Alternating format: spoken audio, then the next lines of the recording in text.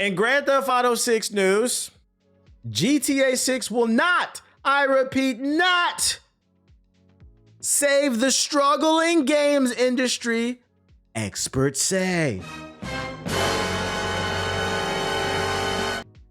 There's even a somewhat of a naive expectation that this one release will reverse the industry's current direction. And an expert says it won't.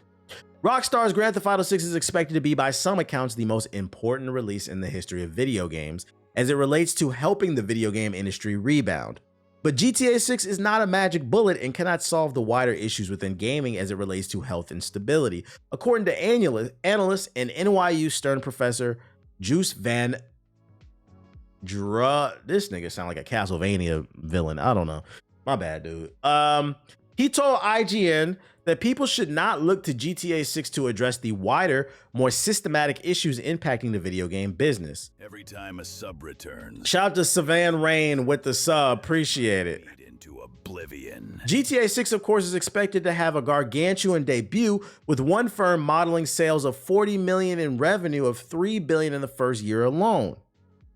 The Castlevania villain says that GTA 6 will be a massive launch and said people are overly optimistic if they think GTA 6 is a magic bullet. After the high comes the hangovers, he said. I realize that many in the industry are looking forward to this undoubtedly pivotal moment. That's even a somewhat naive expectation that this one release will reverse the industry's current direction. It won't. When GTA 6 comes out, gamers and investors alike will enjoy their respective highs. I know I will. I've got money in Take-Two Interactive. But the painful come down may come next. I expect a period of sobriety to follow. In the absence of any similar releases in the near future, especially investors are likely to redeploy their capital somewhere else, thereby lowering the industry's overall valuation, he said. Super chat my ear off. Shut up, stupid little girl. You playing Where Winds Meet? Love the content. Fuck PS4 players.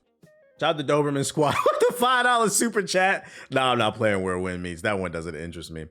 The video game industry has faced cuts and setbacks in recent years, including a spate of massive layoffs, price increases, and numerous game cancellations. People like former PlayStation executive Sean Layden have been saying time and time again that the AAA scene is unsustainable. So here's what he's talking about if you're not following this article. Analysts are not saying that GTA 6 will not generate billions upon billions of dollars. They're not saying this will not break financial records. What they're saying is this will not stop, say it with me, greed. Because that's the issue. If you read this article, you think the gaming industry is the struggling gaming industry. Fucking, they just announced Ghost of Yote sold 3 million copies in like the first month. Some people are calling a failure, and then I pulled up a calculator and now niggas got a different opinion. That shit made over $200 million in the first month, and that game's gonna easily sell 10 million copies. The fuck, it cost 60 million to make, and they made 200 million in the first month, and niggas calling that a failure. Nigga, you make $40,000 a month. Shut the fuck up. What are you talking about? The industry is not, and yeah, that was quick. The industry is not struggling. The issue is corporate greed, and we are not holding them accountable. You got people out here saying they don't give a fuck if the Grand Theft Auto developers get paid. Well, what happens when the game doesn't come out because nobody's getting fucking paid? That's the issue.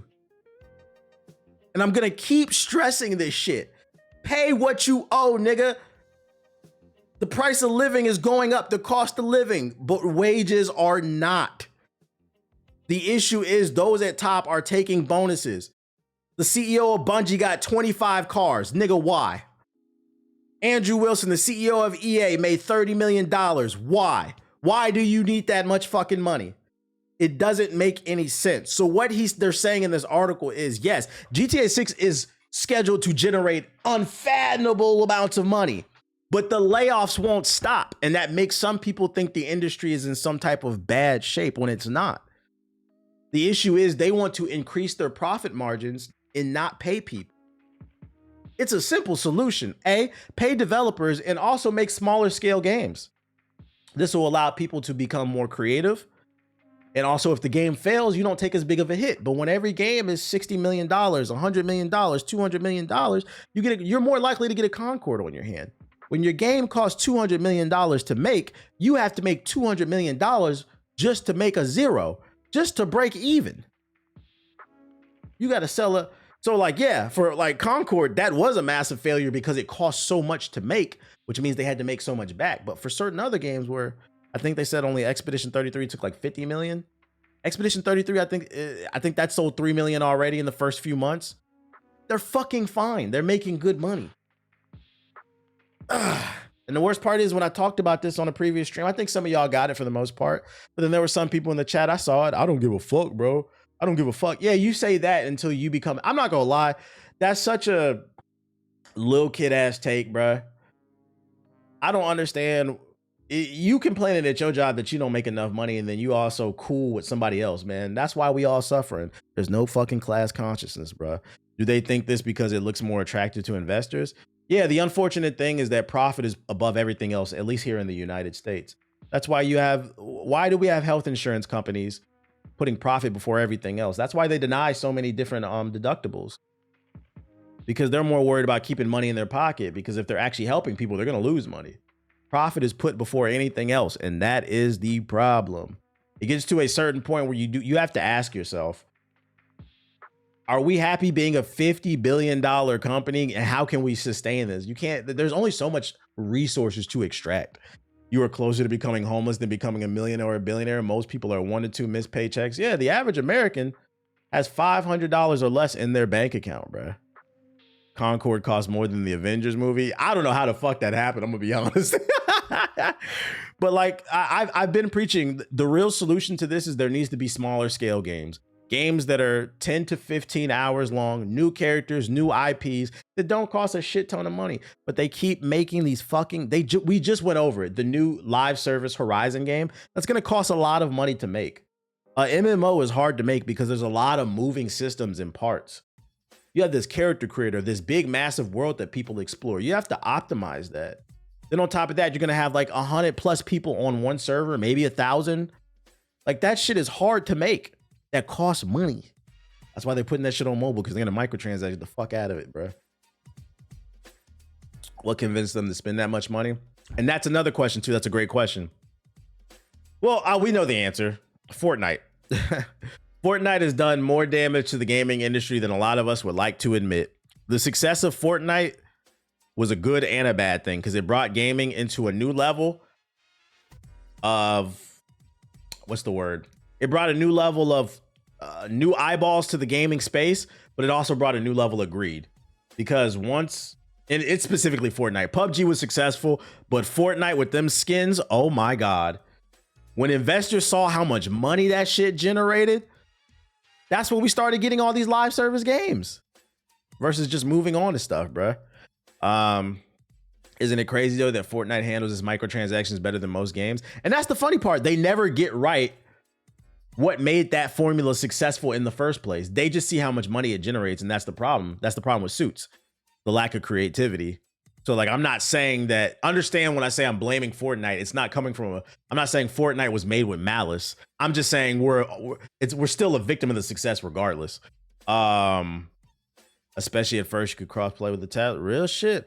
Horse Armor from Oblivion was the start. Horse Armor was Patient Zero. But Fortnite is what took shit to another, was a whole nother level. And the worst part is too, the saga involving employees with Rockstar, it's not over. According to reports, more than 200 employees signed a letter urging Rockstar to reverse the firings. If you haven't been following the stream or the news, reading yourself, 30 to 40 employees were fired last week from Rockstar when Rockstar discovered they had their own private Discord where they were discussing putting together a union to demand better pay, because for those unaware, the average game developer makes about $70,000 a year, which is not a lot of money because most of these game studios are in the most expensive cities in the world. I don't know. Well, internationally, yeah. Domestically, most game studios are in Austin, Texas, Seattle, California. And then internationally, you got like Singapore, Toronto, Seoul. It's all the most. So you have to understand, when you live in these expensive cities, which these employees are usually required to, you need a higher pay. They're not getting paid. So like that 70,000 to 80,000 may seem like a lot, but in California, that's poverty, whether you realize that or not. We're not talking about Willacoochee, Georgia. We're not talking about cousin fuck Arkansas, okay? We're not talking about that. We're talking about civilization. So here's the follow-up to the story.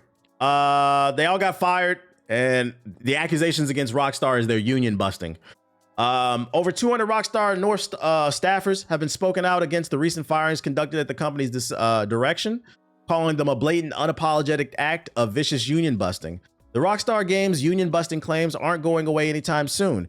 For the uninitiated, on October 30th, the GTA maker terminated 31 employees at Rockstar's UK studios, reportedly for sharing confidential information. That's what Rockstar claimed. The decision was met almost immediately with intense scrutiny from the remaining employees and broader internet community. Now the UK Parliament and the IWGB, the Independent Workers Union of Great Britain, have taken notice, with the IWGB organizing over 200 employees to sign a letter demanding that GTA's developer reinstate the 31 fired employees immediately. The IWGB has also planned protests for both today, November 14th, and Tuesday, November 18th, to stand in solidarity with the fired members. Translation, GTA 6 fans. Yo, who's Bubba? Nigga, you know who Bubba is. GTA fans, I hate to break it to you. I know you really want your video game. I know you don't want to hear about politics, ball and gun, gun ball, ball gun, ooga ooga ooga. But there is a possibility. They said that shit coming out late 2026, November. It's a possibility it could get pushed back to 2027. Because what started off as 30 to 40 employees is now grown to 200. And it could get bigger. It could turn into a full-blown strike. And if you missed my rant last time, before you get in your feelings and say, I've been waiting forever for Grand Theft Auto 6, friendly reminder. Game developers don't have a fucking life. They sit in that damn computer and make the fucking game all day. I've been to multiple studios. They have showers, they have gyms, they have whole cafeterias, basketball courts, soccer fields. They have every amenity imaginable on these goddamn campuses to keep them there and developing. These people don't get to see their families and they can barely pay their rent. I know you want to play Grand Theft Auto 6, but let's make sure the people who are making the product that you love can afford to fucking live. Because friendly reminder, if they can't, the game may never come out. Just some food for thought. Just some food for thought. Damn, they announced on the official Twitter they about to do that shit, just like the animators in Japan. I respect the fact that you have faith in these people, because you know damn well no matter how many people they fire, they still buying this shit.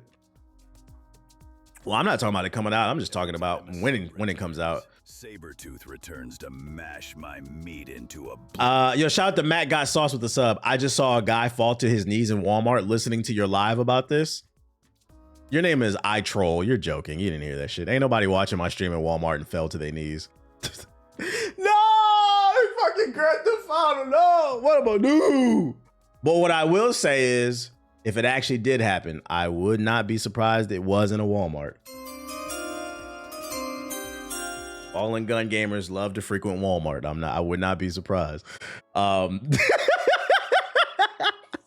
Anyways, the IWGB has issued claims against Rockstar Games for the Dollar General unfairly dismissing staff for engaging in union activity and blacklisting members. To date, the organization states that Rockstar has openly declined to meet with them to discuss this issue.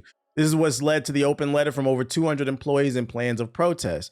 That and the employees have been in the process of forming a union within the company. This union was going to be known as the Rockstar Game Workers Union, and it aimed to push for better working conditions ahead of the release of a highly anticipated GTA 6. Excuse me. A statement issued by IWGB President Alex Marshew says, "We are confident that we've seen here in plain and simple union busting, and we will mount a full legal defense with our expert group of caseworkers, legal officers, and barristers. Employees like Rockstar will do well to understand that the private spaces such as the trade union discords have protections and that their company's contractual clauses do not supersede UK law. This case stands as a warning to any employer in the games industry and beyond who thinks they're able to act with impunity against organized workers. We will not be intimidated. And you know the sad thing about this? Friendly reminder, guys. Rockstar is one of, if not the richest game studios in the gaming space. That's just studio. On top of that, they're also owned by one of the richest publishers in the gaming space. We are talking about a company that made Grand Theft Auto and Red Dead Redemption. Grand Theft Auto 5 is still one of the 10 best-selling games of the year every year for the last 15 fucking years that it's been out, right? However long it's been. On top of that, for those unaware, Rockstar publisher is Take-Two Interactive. Take-Two Interactive is also the publisher of NBA 2K and a bunch of other games. NBA 2K is one of the best-selling games. What I'm trying to tell you is this company has money, and they're gonna generate unfathomable amounts of money for GTA 6, and niggas can't get paid. You can't get paid. Where's the empathy? Where's the empathy? So I'm just trying to, put some food for thought out there. Don't let your blind consumerism. Don't let your extreme consumerism blind you for what's going on in the real world. Fucking hate this shit, bro. You tired of making 30,000? Them niggas is too. Because I hate to break it to you, that 70,000 they make in California is basically 30, 40,000. Like it's not a way to live. Toxic consumerism will be the demise of the gaming industry as long as these motherfuckers, not even the gaming industry. I think at least America as a whole. Blind consumerism, extreme. We are a consumerist nation to our own detriment. We like to bury ourselves in things and in expensive activities without looking at the books just to feel something. And I think some of that does stem from the fact that a lot of us don't own anything. The average new home owner is like 38. I saw on a report the other day. People are like depressed. I can't get a home. I can't get a car, but I can get this microtransaction. And it just becomes like a vicious cycle. When in reality, the best way to stick it to these corporations is to stop spending altogether, or at bare minimum, really be picky about where you spend your money, because then it forces them to compete harder. But the way we've gotten in this position is we've allowed these corporations to no longer compete. You niggas is up at 3 a.m. on fucking Amazon buying dildos and shit. If that's what you like, cool. But why you couldn't wait till the morning to make a more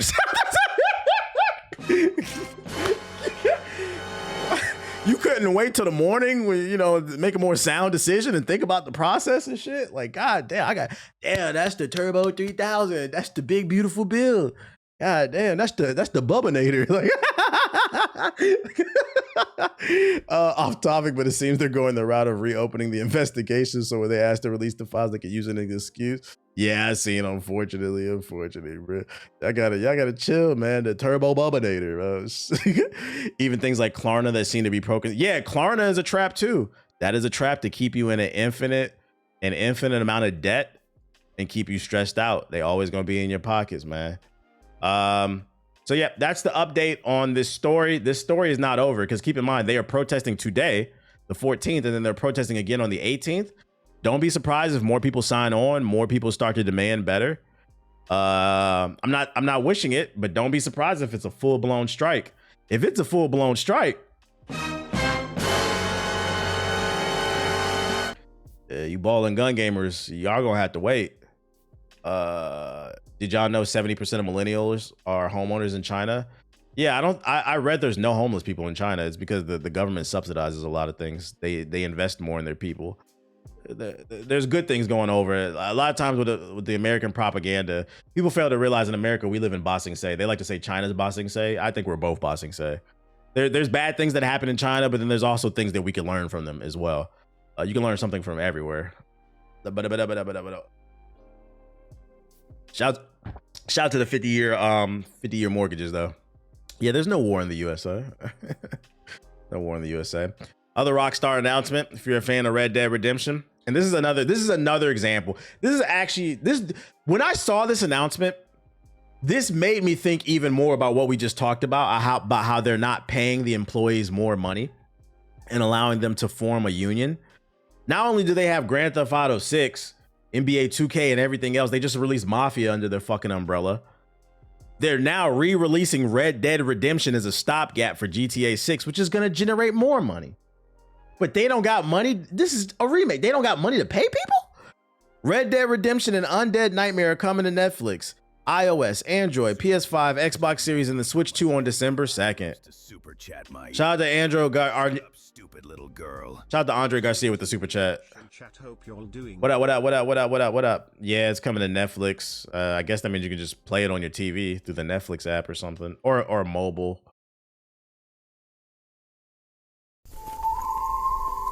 Hello, old friend. It's been a long time.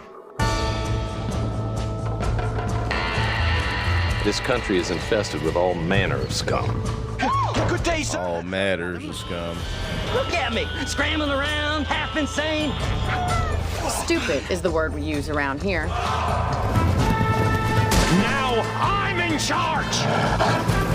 I apologize if science is not your forte. I'm a fighter, sir, Yeah, my bad. It's not a remake. It's a port. My bad. and I'll fight to the end. Gonna be a bloody job. I don't think I know any other kind. For an illiterate gunslinger, you sure know how to make a girl blush. Enjoy life! It's a beautiful struggle! Who asked for this? Coming to mobile. No, somebody's gonna buy it. Somebody with a Switch 2 is gonna buy this shit. Because ain't no fucking games to play on there. Them niggas is tired of driving around in that empty open world in Mario. And they already collected all the bananas in Donkey Kong, so they probably buy Red Dead Redemption too. Man, I got the blue banana, green banana, got all the plantains. Might as well fucking get Red Dead Redemption on the Switch too. Play that shit for 30 minutes because that's how long the battery lasts before it blow up.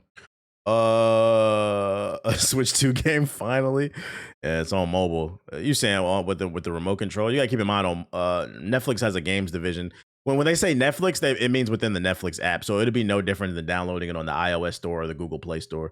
You get free games on Netflix if you're a subscriber. You would just have to connect your like you can connect a 360 control, not a 360, but an Xbox controller or a PlayStation controller to your phone or your iPad, and then you could play it. That's how you would do it. Why you calling me out like that? Somebody gotta do it. Somebody gotta fucking do it. We got some new gameplay for Metroid Prime 4 Beyond Nintendo Switch 2 Edition. Translation: this will not look like this on the Nintendo Switch. Okay, guys, this is the Switch 2 version. We got an overview, 7 minutes. Let's check it out. 4K. Oh shit. This shit gonna be in 4K with no textures.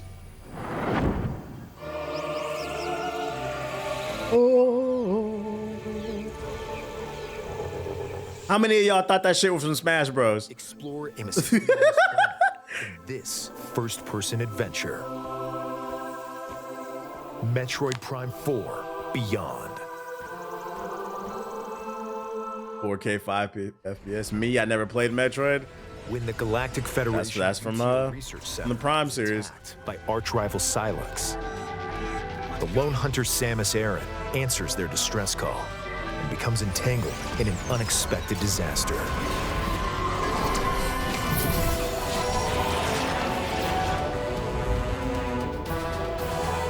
I am really curious to see how this reviews. An unknown planet called Vuros.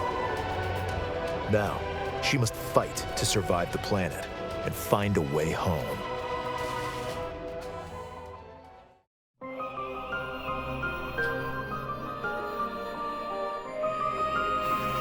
As Samus, you will explore lush jungles full of plant life. A factory roaring with thunderous storms. A research lab frozen in ice. Who's buying this genuine question? I am curious. Who's genuinely excited about this game? All of which contain This man said it looks like a mobile game. Did you see that Horizon game that just got announced? That's a mobile game. remnants of a civilization long extinct. I would if I had a Switch too. I mean, it's gonna be on the Switch. The maps are maze-like and intricately detailed. And ferocious beasts will stand in your way.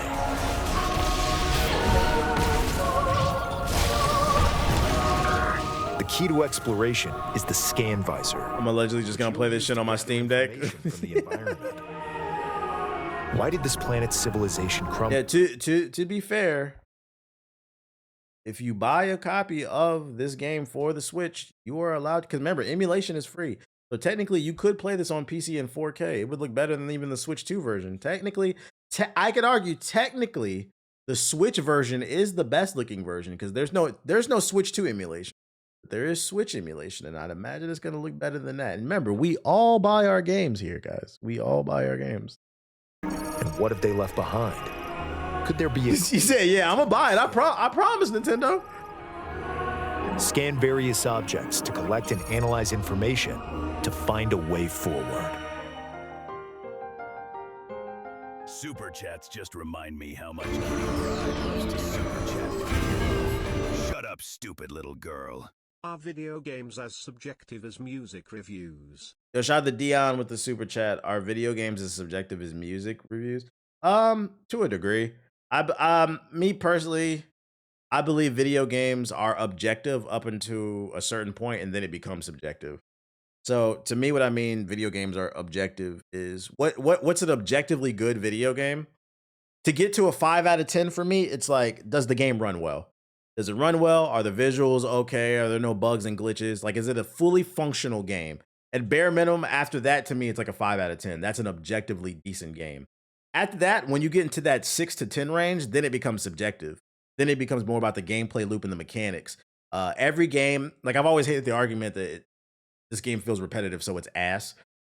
Every game is repetitive because you can only put so many things in the gameplay loop. So then it's up to the user to decide whether or not that gameplay loop is good for them. That's when it becomes subjective.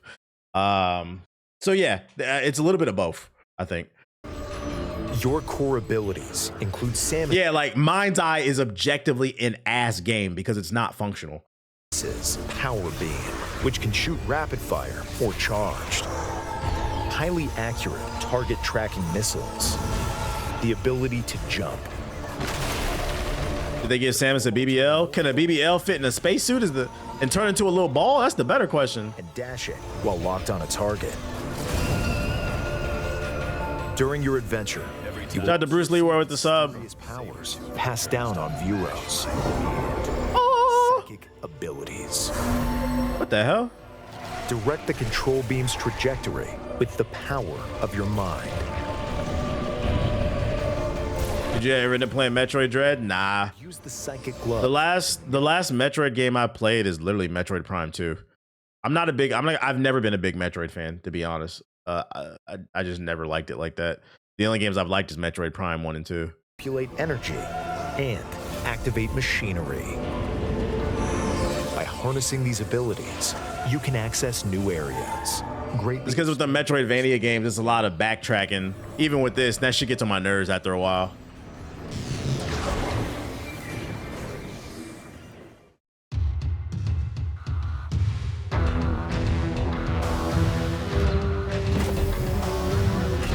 Call of Duty struggling. I saw them Steam numbers was looking a little shaky. Zones are connected by a central desert called Soul Valley.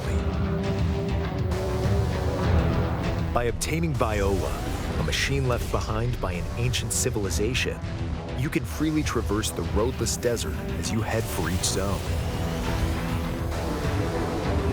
Certain actions can I hope there's something in this fucking open world, bro, because this shit look empty. Be taken while riding Viola. These include countering attacks. I'll give Jean Grey's throat something in front of Cyclops' punk ass. Yo, shout out to Jordy with the 5 or the 6 gifted subs. Thank you. Thank you. From approaching enemies. Open world looks dry. And smashing crystals at high speed to convert. I seen the story for Black Ops 7. That shit looks terrible. Plus, if Samus is in a location, I don't know what the fuck they was thinking. It can be summoned instantly. And let's hit that sub goal, chat. Sub it up. Turn to a first-person perspective to continue exploring. Pretty cool.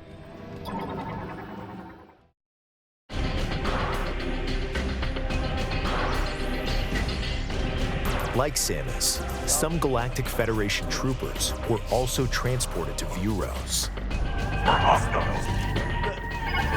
Data received. Follow distress signals to help the troopers and occasionally battle alongside them. They can even provide useful upgrades.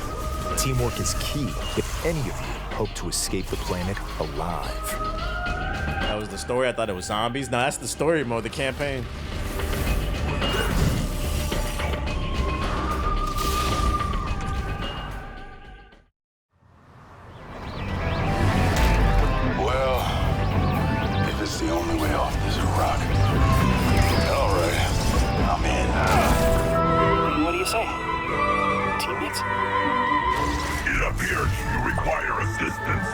feel like the character models on the game looks pretty solid. It's just like the environment looks really ashy. I had no interest in Like that doesn't look bad, to be honest. anyone but my family. Now it's a little different. The story is apparently just a Warzone clone. Yeah, I saw that the story in Black Ops 7 has plates in it. I'm like, oh my God. So it's a Warzone tutorial. I can't wait to see my family. When I get back home, I'll be taking a much needed leave. Big ass sand lizards. And an unknown destiny await on planet Vuros. Samus and her allies' fight to survive is about to begin.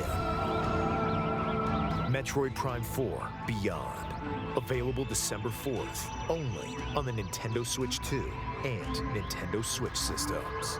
If this gets good reviews, I'll probably pick it up when I get a Switch 2. The day that From Software game comes out, I'll probably get a Switch 2. That Blood game, I'll probably get this and Donkey Kong. I don't care about Mario Kart. Pre-orders are if this is good on Nintendo eShop. I'm pretty sure Siggy will play this maybe. The footage shown was from the Nintendo Switch 2 edition of the game. This is a Steam Deck pickup for me. You can use mouse controls for intuitive gameplay on Switch 2.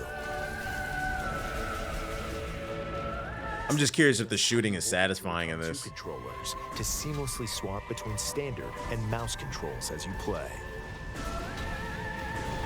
What about Pokemon Za? Nah, man, I lost the passion to catch them all. I don't even think the passion was there that much in the first place. I really only loved Red and Blue version. I've never been a big Pokemon dude.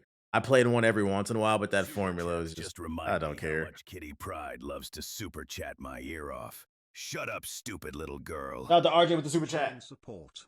This is the best channel for niggas 30 and over. Super chats just remind me how much Kitty Pride loves to super. I appreciate the 20 super chat, and shout out to Poet with the super chat as well. A good day. Remember, it could have been worse. You could be raising a PS4. Niggas is birthing PS4s. I think he meant raising a PS4, nigga. You can explore the exactly. Red and blue is the GOAT. Let me see. What else I got for you? So that's that. Immersive world in 4K at 60 frames per second. Oh, it does run 4K on the Switch too. Nice. Or enjoy smoother action in full HD at 120 frames per second. I think I'd rather play it at 120. These two modes, both of which support HDR, based on your preference and play style. Upscaled 4K. Edition of the game can be played on Switch 2. Please be sure to purchase the game edition that matches your system. Plus, I feel like Arc Raiders should be for the Switch. I can see it working on the Switch actually. On Nintendo Switch, can upgrade. It's about time Pokemon got passed on. By purchasing the. I'm not gonna lie, it's too many fucking Pokemon too.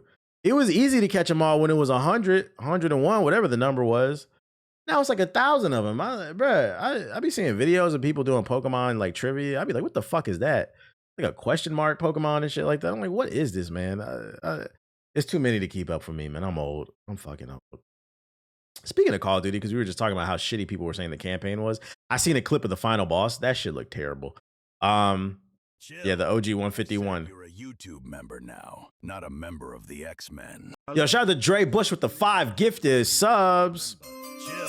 I said you're a YouTube member now, not a. Is it about to play all of them? Nightmare Eclipse Gaming became a member. Chill. I said oh my god. YouTube member now. Oh my god, it's gonna play them all. We gotta let it rock. Oh, I gotta fix that. It's playing all 5. Is that 4? You're a YouTube member now, not a member of the X-Men. MJ Games became a member. Chill. I said you're a YouTube member now, not a member of the X-Men. Homie Wonkin all right. became a member. Speaking of Call of Duty Black Ops 7 being shit, at least it's got Fiend. Apparently, you can't pause the game. That's right. If you're interested in buying this game, you cannot pause your game in Call of Duty Black Ops 7, as it's always online. While most of the enormous Call of Duty audience buys each annual entry without hesitation for its multiplayer offering, the single-player campaign is also a big part of the experience. COD campaigns are often big on popcorn silliness and refreshingly tight. What? Some people just like to start a game and see its credits roll within a weekend, you know? But judging by the early impressions of Black Ops 7 that are beginning to surface online, it sounds like this year's campaign comes with some pretty major caveats. I admittedly haven't played the game myself, but IGN is one of the outlets that has gone live with its 6 out of 10 review. which reveals that the campaign's always online nature means it can't be paused, and if you're idle for what the game deems to be too long, it'll boot you out. For a mode that is traditionally offline and totally separate from the online portion of the game, it might come as a shock to some players. It gets worse. While the official website for Black Ops 7 states that the campaign can be played solo or with a squad, it definitely emphasizes its co-op nature first. A campaign that facilitates co-op is usually a good thing, but here it sounds like very few considerations are made for single players. You can't fill in spots in the 4-player squads with AI companions, so if you don't have three friends handy, you're not getting your desired experience. Objectives clearly designed for multiple players are reportedly tedious and repetitive when you have to do them all on your own. Mini games are built entirely around co-op, and that's fine, but it seems like a pretty dramatic departure for a game series that's always accommodated the solo player. So this is an example of what I mean, like, because we were talking about subjective versus objective. That's objectively a bad mechanic. When you build the game strictly around co-op, but then you give people the option to play single player, and when they do, it's clearly built for co-op because it's giving too much for the single player. That's objectively bad. They didn't consider, basically the game lacks balance. That's basically what it's saying. So yeah, for those unaware, if you're interested in Black Ops 7, I don't know why. I mean, I guess because it's on Game Pass. If you play the single player, you will not be able to pause the game. So if you had to take a shit, you got food burning, you're just gonna have to let the house burn down. Unfortunately, just gonna have to let the house burn down. You got to play the game. Shut up, stupid little girl. YouTube chat supremacy. Shout out to Dre Bush with the super chat. YouTube chat supremacy. Because the end game is an extraction shooter. What the fuck was that? Was this game made? Fuck you, Activision. Did they even test the game before release? No checkpoints is also insane. I don't know why anybody's excited about this game. I saw this morning it wasn't a lot of people on Steam. Let's see. Black the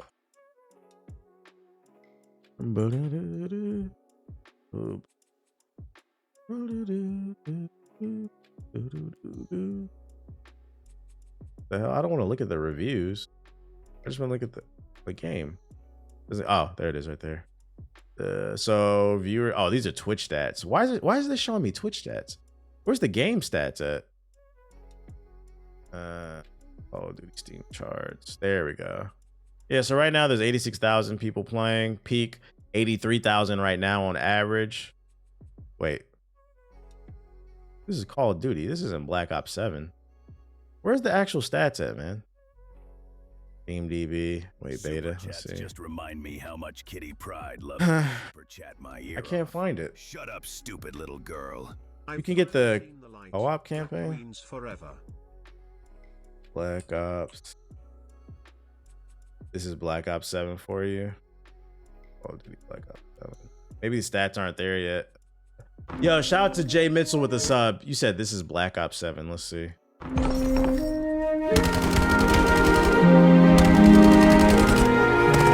heck no. Yo.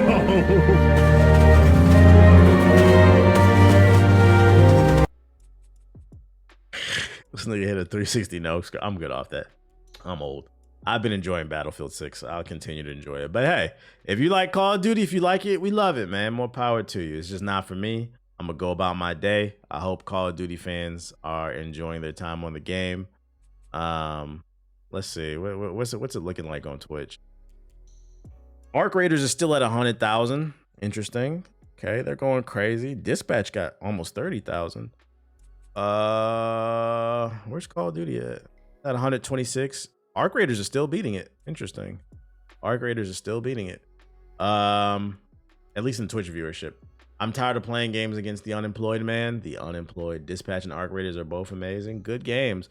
Why play Call of Duty in a year where Ninja Gaiden 4, Dispatch, Arc Raiders came out? Shit, even the first Berserker. I'm not gonna lie, I've been enjoying Battlefield Red Sec. I've been on it almost every night. I've been enjoying it. This is actually crazy to see for a launch, for it not to be at the top. Let's see what else I got for you. Oh, the latest firmware update for the Switch 2. I read this one already. It blocks all third-party docks, so you can only use the default dock for the Switch 2. So if at any point your Switch 2 dock breaks down, which is more than possible because Nintendo products usually are built cheap, if you try to get a third-party one off of Amazon or Best Buy or something like that shit will not work. And if you don't like that, make sure to make some noise so Nintendo reverses it. But just know that you have to buy proprietary replacements from Nintendo. Yeah, more anti-consumerism, right? Pretty much. Motherfuckers love to talk about free market capitalism, but I don't know. I see a lot of people doing anti-consumer things that are not free market. This looks like you're just trying to charge whatever you want to charge. And then last but not least, got some bad news for the PlayStation 4 new nation. For all the PS peons out there, starting with Season 10 on March 18, 2026, the finals will no longer support the PS4. Now, what is the reason? First of all, I didn't even know this game was on PS4. It must run like dog shit because that game has a lot of explosions. They say as we continue to advance, it's becoming increasingly difficult to maintain and optimize the PS4 support without limiting features and game modes we want to create. Translation, the PS4 is not, and I repeat, not powerful enough to make the game that they want to make, and they're tired of making sacrifices to their vision to appease you broke ass bitch ass niggas. And to them I say, I love to see it.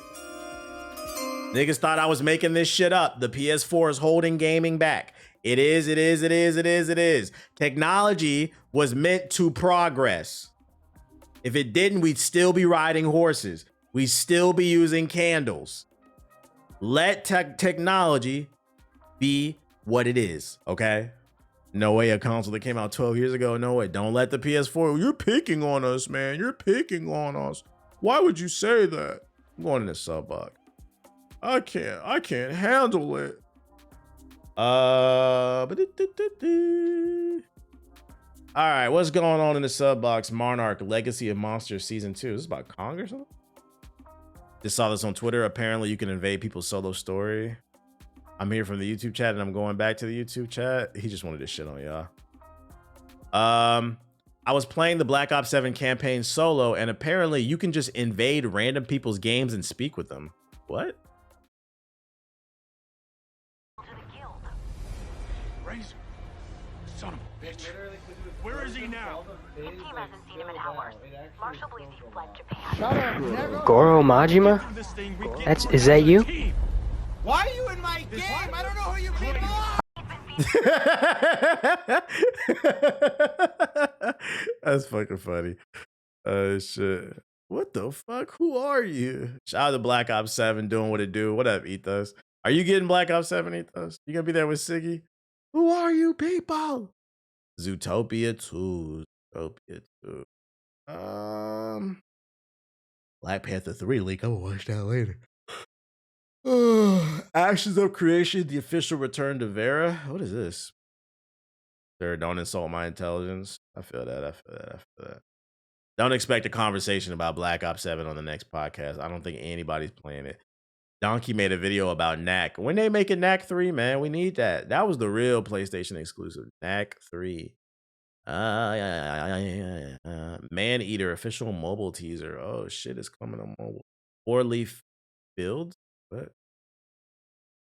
The complete origin of Absolute Wonder Woman. This what niggas be watching right here, and they'd be like, I read the book, bro. I read that. You watch this shit. Escape from Tarkov official 1.0. 1.0. The game's not out. Monster Hunter Stories collection.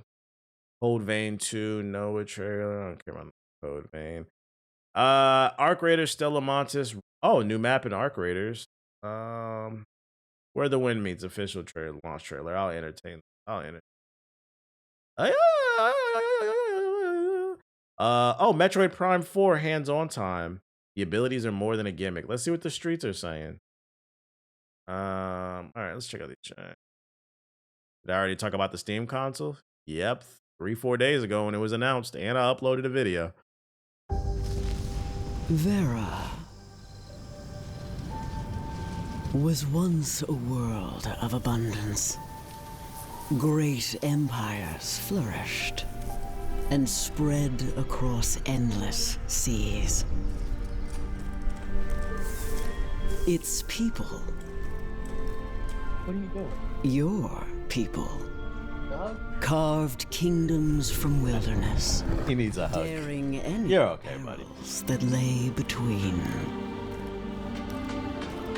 For at the heart of this world lay no gameplay? The essence, magic itself. You need some attention. This wondrous age of discovery and purpose left few prepared for the horrors to come. Hold up. Bro, what is this? For the ancients showed no gameplay. No gameplay. We don't care. Maneater Mobile. Who's playing this? Running at 10 frames per second. That's the one what took my hand, all right. This shit look ashy as hell.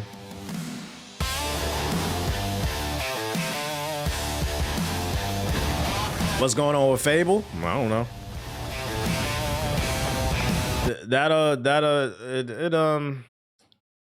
I feel like that's a game they're gonna show it when it's ready, and when they show it, they'll probably like Beyonce album style drop it, where they'll be like, "Oh, it's coming out in 3 months," or like right away. But I don't think they're gonna drip feed us that, because I know there's high expectations for Fable. I'm not. Or Leaf Fields. Oh, Stardew Valley Jr. Stardew Valley the Third.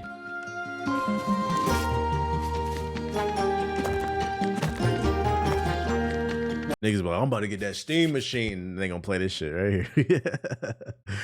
I'm good off this. I'm good. I know there's a market for this, but I'm not it, bro. There's Grok AI art in Call of Duty. Is there proof of that? You got an article? I don't know if you talked about this from 2 days ago. 2 new Marvel DC crossovers have been released. Thor and Shazam, and then the Fantastic Four and the Flash. All available to read on the DC app.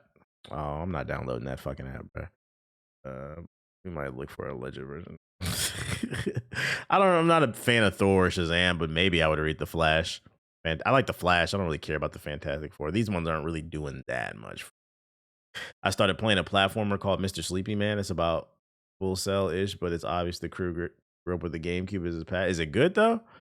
Not gonna lie, Maneater was fun to me. Pause, nigga. Pause. You gotta say pause after that, bro. Not to the Maneaters in the chat, man. Maneater. Shout out to Bubba. Our creator's new map revealing. I had a lot of fun on Maneater. I bet you did.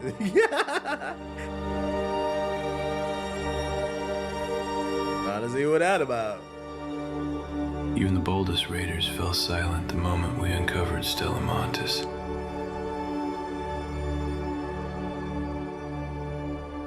Every inch of it is polished, orchestrated to the smallest detail.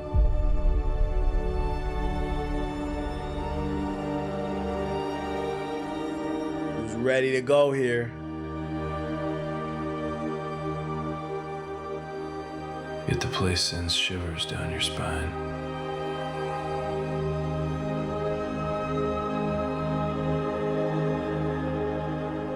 Like we were never supposed to walk these halls.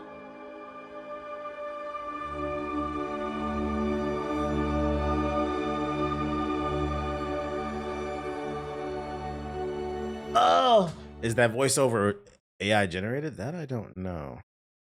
Let me see. Is this what you were talking about? Activision's statement on AI usage in Black Ops 7. Like so many around the world, we use a variety of digital tools, including AI tools, to empower and support our teams to create the best gaming experience possible for our players. Our creative process continues to be led by talented individuals in our studios. So did they use it or not? Yeah, that looks AI. I'm not gonna lie. The eyes, it does. In the eyes right there, that looks AI.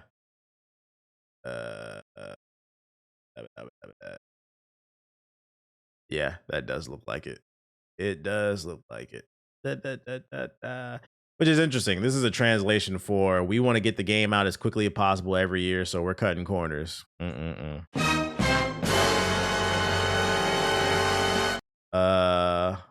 hand has 6 fingers. Wait, which one? Wait, 1, 2, 3. Count of 5 right there, unless I'm bugging. There's one of them. 1, 2, 3, 4, 5. 1, 2, 3. That one has 4. 1, wait, 1, 2, 3, 4, 5. Oh, it does have 6. That one has 6. Yeah. My thing is like, how do you not spot this before you post it? That's really lazy. How do you not spot that? What the fuck? Like I just glanced at it, and somebody in the chat instantly spotted that shit. Very interesting. Very. Hey, I'm not playing Black Ops 7, so y'all still gonna play it. Where the wind meets. Bring back Robert Bowling. Nah, y'all hated him.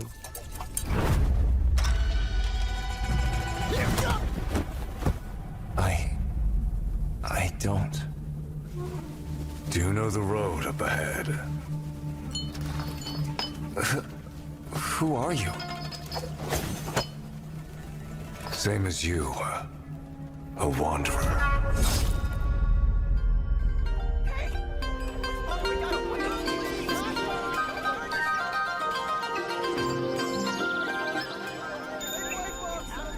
A guest in dreams. Yet unaware. Is anybody interested? Is anybody who's playing this game? This time, I'll be the villain. Asmongold's playing it right now. Oh. But I have been on this path. So he played this, but he didn't play Expedition 33. Interesting. Too long now. The street was filled with ghosts. I tried it. It's not it. Boy, you call yourself the god of pressure? I'll give you one more chance. Go on. Kill me. He played Expedition 33. Shroud didn't. I don't think. Oh yeah, my fault. My fault. I got them confused. Yeah, my fault. That was Shroud that didn't play Expedition 33. Yeah, I'll take that L. I got them confused. The nigga still live with roaches though. That's Shroud. That's a ball and gun gamer. I forgot. Hold up. If I don't go back, what'll happen to the others? My bad, my bad. I forgot. One doesn't play games but loves to talk about them. The other one lives with roaches. How could I get that confused? My fault. The other one plays games, but he just plays alongside roaches. I forgot. My fault. Your heroes. Struggle.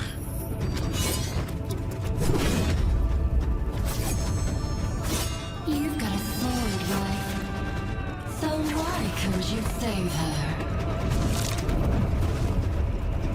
Is it a Souls-like? For the people who played it in here, is it a Souls-like? It didn't look like it in the gameplay preview. It looked like an action RPG MMO. What up, Trey?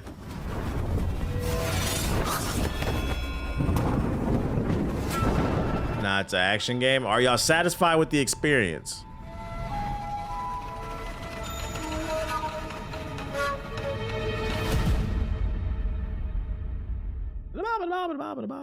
Out today, November 14th. I don't think I saw anybody talking about this genre. Let's see.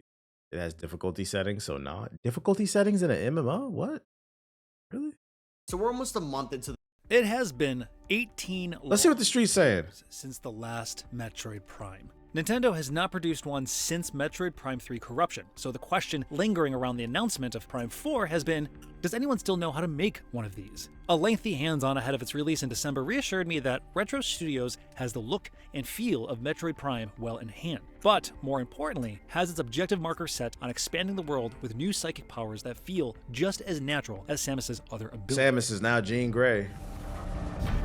You can play it as a single-player game. That's why there's a difficulty setting. Gotcha. At the debut event for the Switch 2 itself was composed of an initial tutorial section, an action spectacle as Samus comes to the aid of Federation forces under assault. That initial mission was meant to be a showpiece for both the game and the new hardware, and I walked away suitably impressed. This second hands-on event took place shortly after that slice of the game. Suitably impressed. Good signs, good signs. Pillars of Prime 4, but more open-ended and familiar to Metroid fans. In the midst of Samus lending aid to the Federation, she gets transported to a strange planet, cut off from communications and not entirely sure where she is. And, of course, missing some key pieces of her equipment. At that point, she discovers a psychic— Oh my god, they're doing it for the 4th time in a row.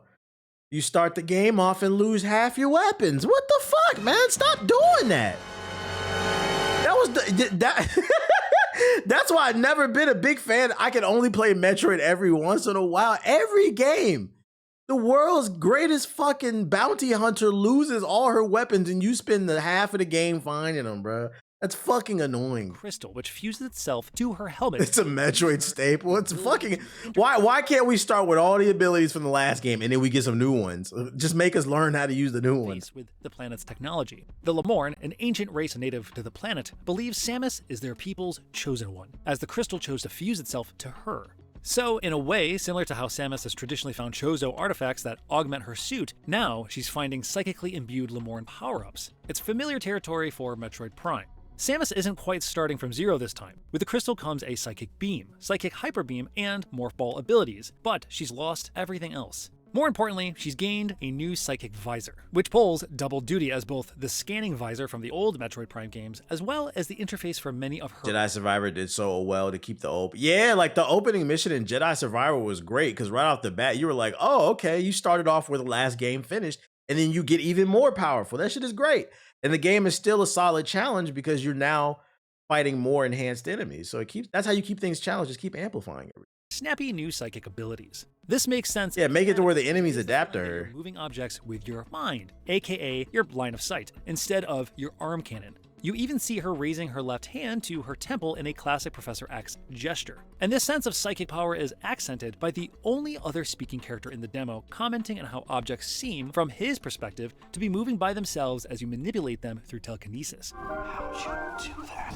More on him in a bit. You quickly learn to get off planet you need to gather 5 Master Teleporter keys, and so the adventure begins in earnest. This is where Prime 4 opens into more expansive exploration, but I can still feel the presence of training wheels. It's an early part of the game, so this is the first taste of exploration with some limitations. It was still relatively linear and easy to tell where exactly you had to go, so I didn't feel overwhelmed by the alien landscape. I trust that feeling will fade as more areas open and get more complex, but I couldn't tell from this limited demo if the 5 sections will have interlocking exploration or if they're more segmented. The first one, at least, was almost entirely standalone, but I did see clues of things to come back to once I received other powers. Backtracking? This took place in an overgrown jungle in the shadow of a massive tree that's sacred to the Lamorn. And on a visual level, I had mixed feelings about this area. Nintendo excels at art direction and makes the most of its comparatively low hardware power, especially when it comes to the rubbery, cartoonish styles of Mario and his pals. When it comes to more realistic style with lots of organic elements, I think this game will look better when you play it in person,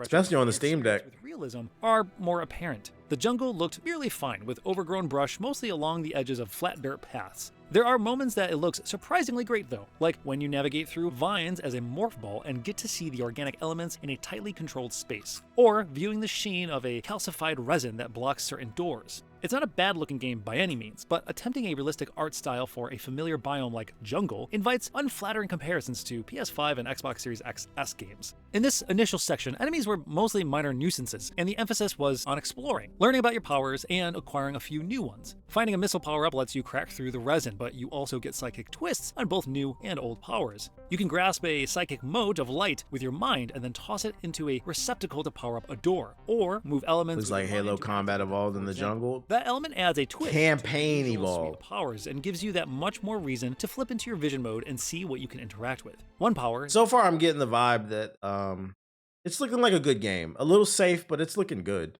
The control beam lets you steer. I think most people will probably like this just for the simple fact that it's been a while since the last one came out. Projectile in slow-mo to aim it towards control switches or enemies. As you explore, you run into Miles McKenzie, a Federation engineer who has been marooned on this planet with you. Samus Aran is a bona fide legend, so Miles is obviously impressed, giving the relationship echoes of classic Halo games when ordinary people come face to face with Master Chief. Miles is obviously in way over his head on a hostile planet where everything is trying to kill him, but he knows his way around machinery, so he's an asset. Your mileage may vary, but I found his hapless, dorky chatterbox persona endearing, especially contrasted against Samus's quiet stoicism. Miles even comments on it at one point, which makes me think the relationship is intended to be comedic. Oh! Whoa! You are sneaky quiet, you know that? After briefly escorting Miles, IGN's preview hated that character. Feeling like he was a burden, he mostly stuck to a control. That's when it gets subjective. Exploring the alien planet on my own.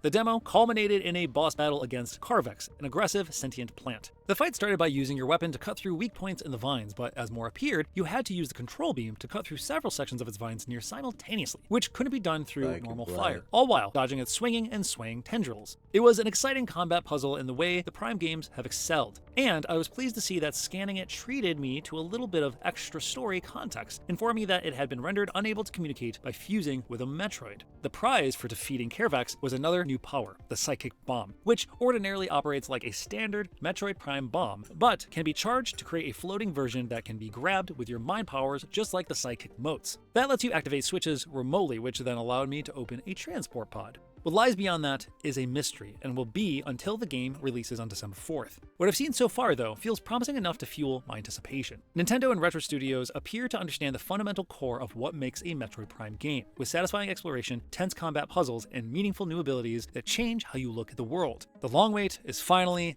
almost over, and Nintendo and Retro have shown themselves up to the task of matching a classic Metroid Prime. The final game, in its entirety, will let us know if the decades have helped beyond exceed them. Embargo lifted weeks in advance screams confidence. Well, this is not a full review. This was a preview. You only got to play one level.